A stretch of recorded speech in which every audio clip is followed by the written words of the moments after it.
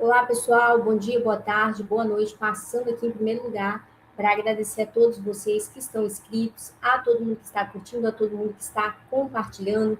Pessoal, neste exato momento, copie e cola essa grande live nos grupos do WhatsApp, nos status, coloca nos comentários qual o número do like de vocês e também com quantas pessoas vocês compartilharam e a idade, pessoal, de vocês, qual estado vocês estão me assistindo ao vivo, qual é o país e por aí vai. Pessoal, iremos falar sobre a morte que foi confirmada agora, lembrando também que o Jair Messias Bolsonaro encontra-se neste exato momento internado. O ministro Alexandre de Moraes liberou aí a saída do Bolsonaro para a internação. Chegou a notícia agora dos médicos há poucos segundos atrás. Eu quero pedir a ajuda de vocês.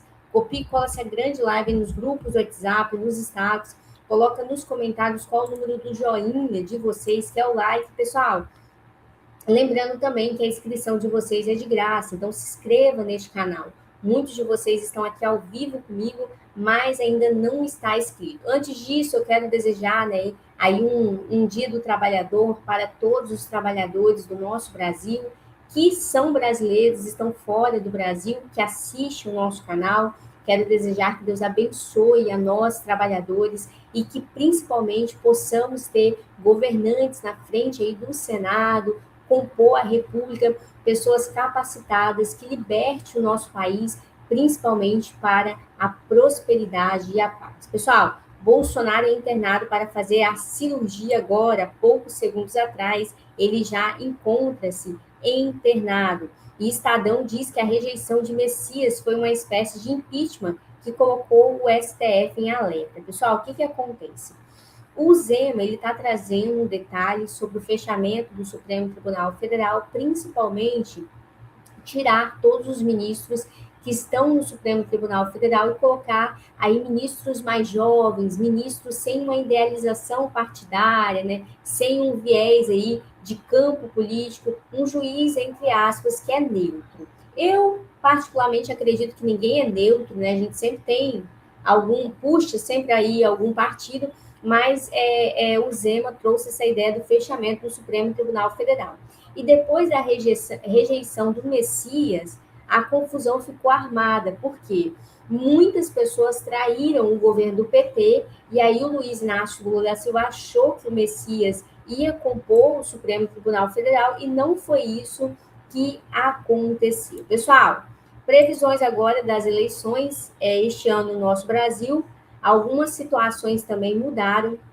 Eu quero chamar a atenção de vocês, peço que vocês copiem e colem essa grande live nos grupos do WhatsApp, nos status. A gente vai falar agora sobre o PT e também sobre o PL, as eleições e as disputas eleitorais, juntamente com os nossos jornalistas, com os nossos deputados e com o Flávio Bolsonaro. Você que está chegando aqui pela primeira vez, sejam todos bem-vindos. A doutora ama cada um de vocês, o coração da doutora é gigante, cabe todo mundo. Eu peço ajuda, copie e cola essa grande live nos grupos do WhatsApp, nos estados. E, pessoal, vamos lá diretamente de Brasília sobre as mudanças nas eleições este ano. Doutora, qual vai ser a mudança? Prepara o coração de vocês, porque é tiro e queda agora, olha só.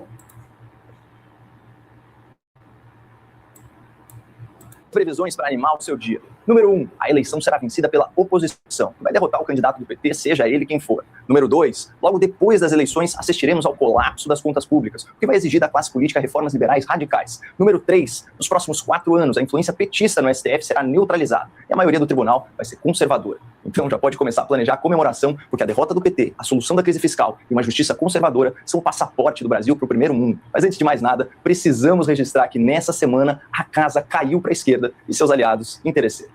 E no dia que vestir a toga, eu lhe peço que não se esqueça dos amigos que fez nesta caminhada. Horas de sabatina e agora acaba de ser rejeitado aqui pelo plenário.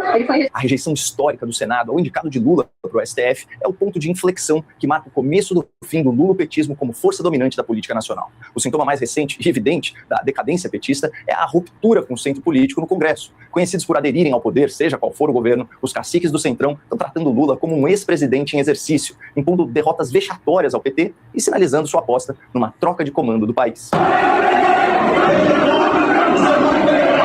Atualmente, segundo o Datafolha, a avaliação positiva do governo Lula está em 29%. E nunca na história um governo conseguiu se reeleger ou fazer o seu sucessor sem pontuar na casa de 40% de ótimo e bom. Nunca.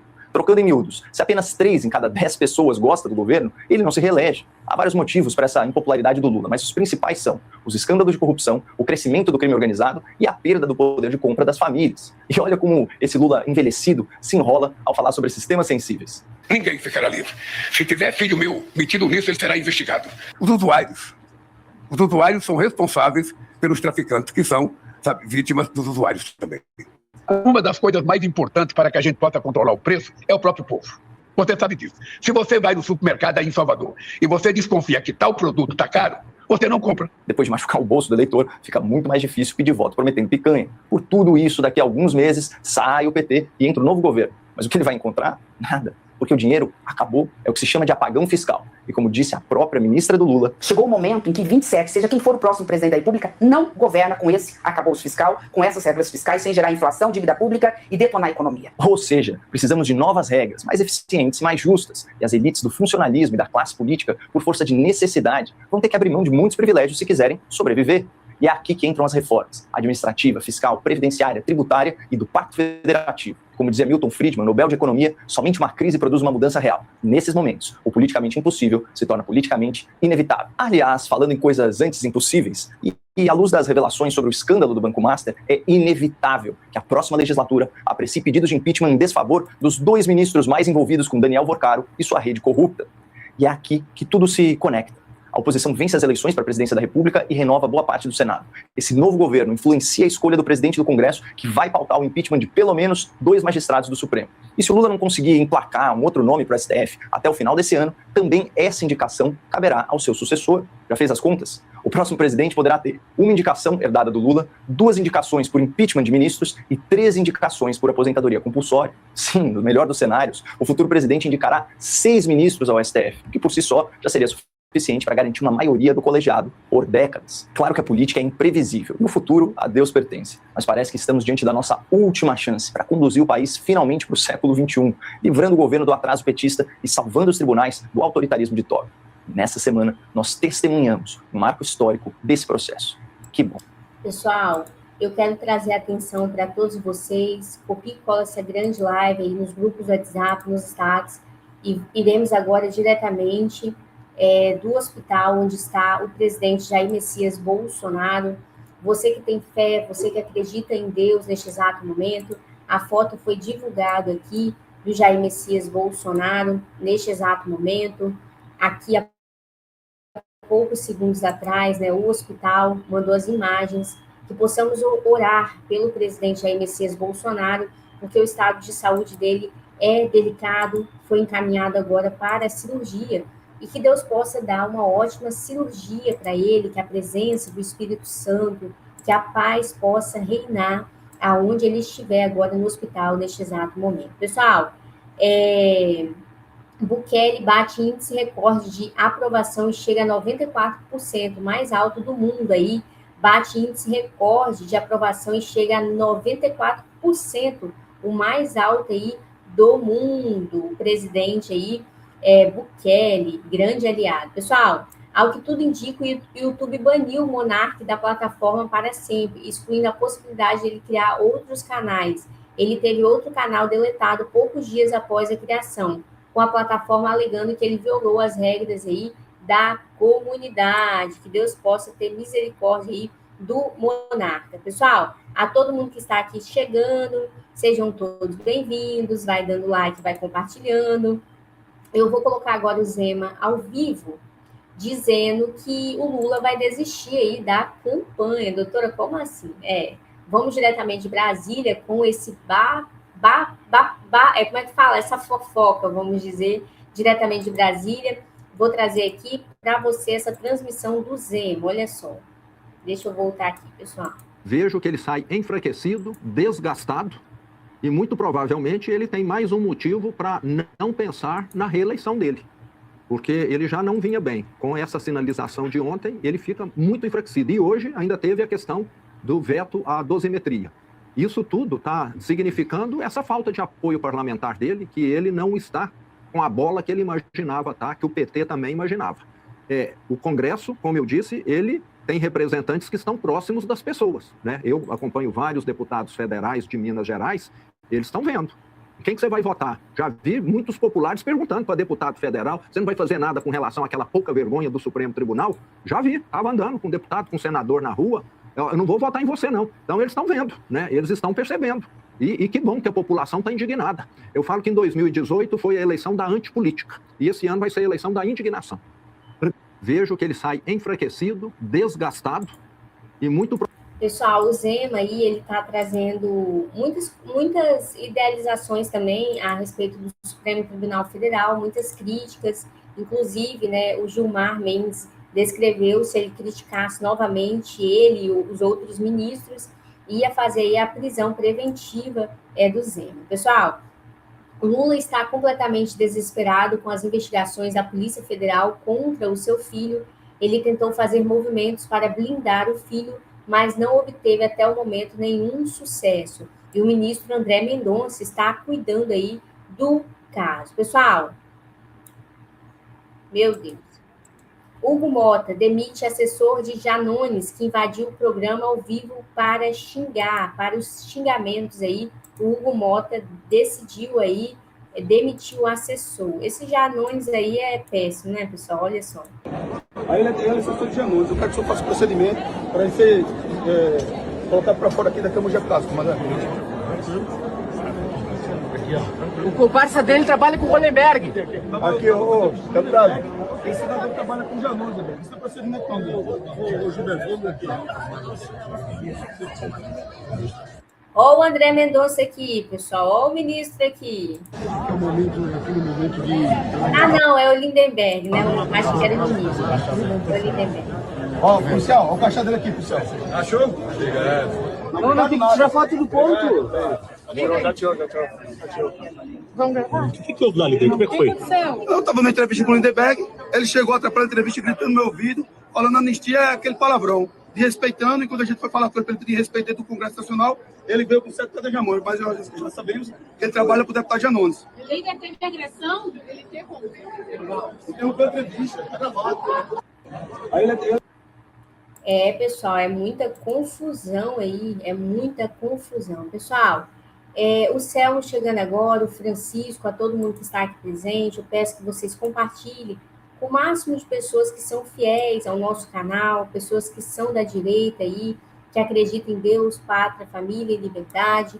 Jorge Messias publica um texto aí sobre derrotas em seu perfil no X após a rejeição do seu nome para o STF. Fracassei em tudo que tentei na vida. Tentei alfabetizar as crianças brasileiras, não consegui. Tentei salvar os índios, não consegui. Tentei fazer uma universidade séria, fracassei. Tentei fazer do Brasil desenvolver-se autonomamente, fracassei, mas os fracassos são minhas vitórias. Eu detestaria estar no lugar de quem me venceu aí, ele descrevendo. Eu detestaria estar no lugar de quem me venceu aí, a derrota dele. Pessoal, agora a questão da dosimetria, da anistia dos presos políticos, a gente vai diretamente de Brasília, do Supremo Tribunal Federal, abarcar essas informações ao vivo. Quero, meu caro eleitor, que está todo mundo aqui, o Júlio, ganhador do nosso sorteio, sempre presente. Peço a ajuda de vocês, vamos chegar aí a 122 mil inscritos. Vai dando like, vai compartilhando e vai se inscrevendo. Olha só as notícias pelo Supremo Tribunal Federal. Gilmar Mendes. Nós temos sempre esses momentos de tensão inevitáveis diante do nosso modelo de controle de constitucionalidade. O debate se encerra no Congresso e uma das partes, normalmente uma minoria que se sente lesada, traz o debate para o Supremo Tribunal Federal, que se pronuncia em liminares, depois em decisão de mérito, e isso é absolutamente normal. E normalmente também não fazemos considerações de conveniência, examinamos com toda a amplitude e liberdade a constitucionalidade ou não da lei ou da norma que foi votada. E certamente vai ser assim em relação ao PL da dosimetria. Chegou a ser consultado, o senhor e outros ministros chegaram a ser consultados por Davi Alcolumbre ou por parlamentares sobre a construção desse texto, ministro? Eu acho que no passado houve várias versões desse texto, que agora se chamou PL da dosimetria. Havia várias iniciativas no sentido de fazer um ajuste, uma calibragem nas próprias penas do 8 de janeiro. De modo que esse texto teve múltiplas versões, e depois tivemos também agora o PL da antifacção. Em suma, há uma mudança grande nesse contexto, e tudo isso terá que ser examinado quando e se vier ao Supremo Tribunal Federal.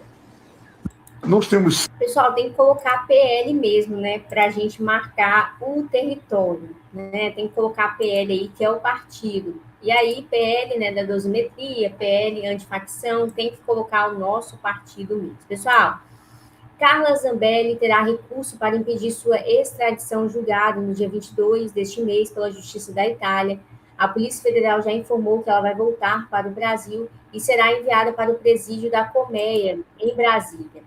Que Deus possa ter misericórdia aí da Carla Zambelli. A gente vai diretamente com os nossos jornalistas posicionados, trazendo esta informação. Olha só. Teve um ótimo dia para você, para quem está acompanhando a gente nessa sexta-feira, uma data marcada para selar o destino da ex-deputada Carla Zambelli. A defesa dela tenta impedir essa extradição em um processo, porque a Justiça da Itália, em março, autorizou que ela volte para o Brasil para cumprir a pena de 10 anos e 3 meses de prisão, a qual ela foi condenada pelo Supremo Tribunal Federal pela invasão no sistema do CNJ, aquele processo em que ela e o hacker Walter Delgatti foram condenados por colocar um mandado de prisão falso no sistema contra o ex, na época, presidente do TSE, Alexandre de Moraes, ministro do Supremo. Então, houve um processo, houve a condenação, ela saiu do Brasil após a condenação, foi para os Estados Unidos e agora está na Itália. Foi presa, está presa no presídio feminino de Roma, nos arredores de Roma, na Itália, e aí, em março, a Justiça autorizou essa extradição nesse processo. Há um outro ainda também, mas esse ainda não há um recurso impetrado pela defesa. Nesse da invasão ao sistema do CNJ, a Justiça da Itália marcou para o dia 22 de maio, 22 deste mês já, esse recurso para autorizar de vez ou não a extradição da Carla Zambelli aqui para o Brasil. A defesa, então, argumentou que ela é uma perseguida política aqui no Brasil e que ela tem que ficar na Itália. E deve pedir também, segundo a defesa dela, Estevão, uma saída, uma liberação do presídio onde ela está desde o ano passado, desde o meio do ano passado, quando ela foi presa em uma operação internacional com a polícia local, com a Interpol e também com informações de inteligência da Polícia Federal. Ela que foi condenada, foi presa, está agora nesse processo de extradição, com o destino sendo definido pela Justiça da Itália. E há um outro ponto importante também, que nesse dia 22 de maio, com o julgamento desse recurso que foi impetrado pela defesa, além, obviamente, dos advogados que vão estar lá presentes nessa audiência, o governo brasileiro vai estar muito de perto também acompanhando esse caso,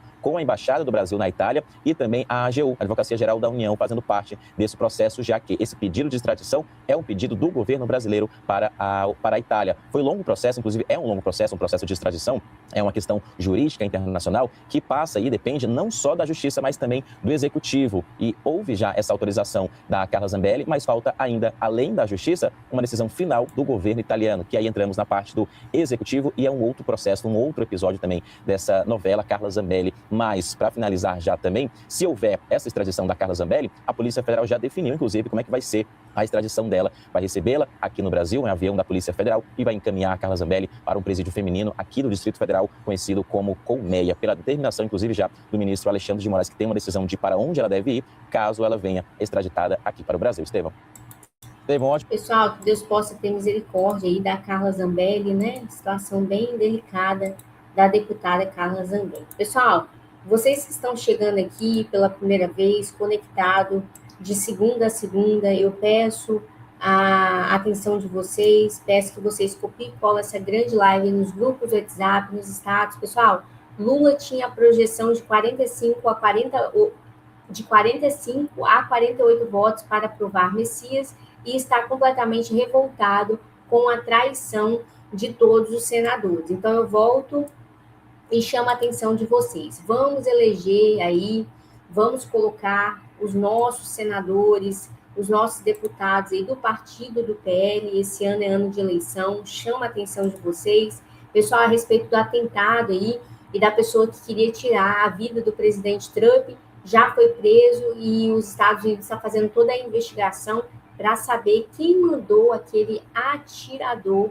atentar contra o presidente Trump, né? Será que vai ficar igual aqui no Brasil, quando tentaram matar aí o Jair Messias Bolsonaro? Você que está chegando, vai dando like, vai compartilhando, e daqui a pouquinho a gente se encontra nessa transmissão aqui sobre a questão do Exército nas ruas e a invasão que aconteceu há poucos segundos atrás. Pessoal, curta, compartilha, se inscreve, já já a gente volta.